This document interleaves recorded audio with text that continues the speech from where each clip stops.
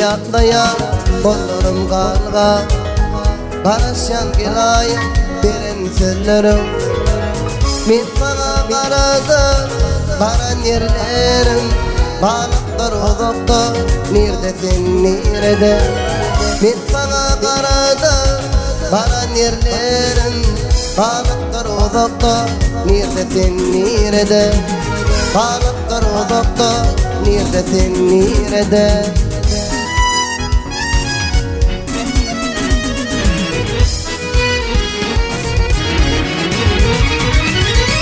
Palestin'deydim benim güllerim, gönül yollarıma güller düzeyim. İlmıdan imişe yatlap gider, ömrümün konuşatı neredesin nerede? İlmıdan imişe yatlap gider, ömrümün konuşatı neredesin nerede? Ömrümün konuşatı neredesin nerede? Ay berekeler.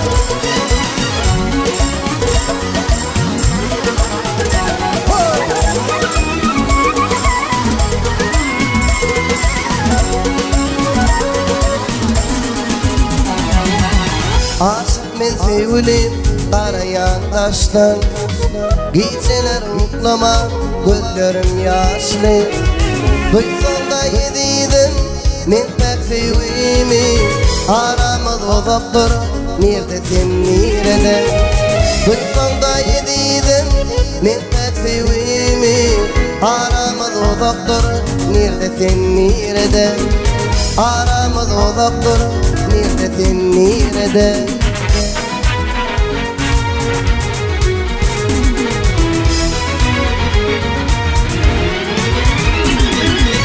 Palestin'deydim benim güllerim, yörer yollarıma güller düzeyim.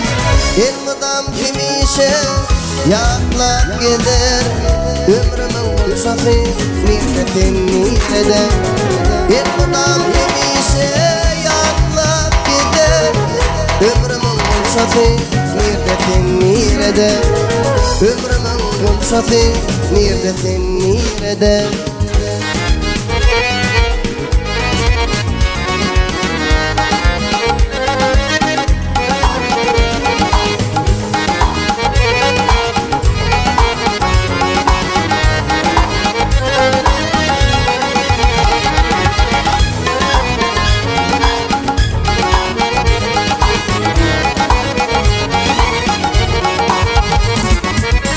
Palestin'deydim benim güllerim, yörer yollarıma güller düzeyim.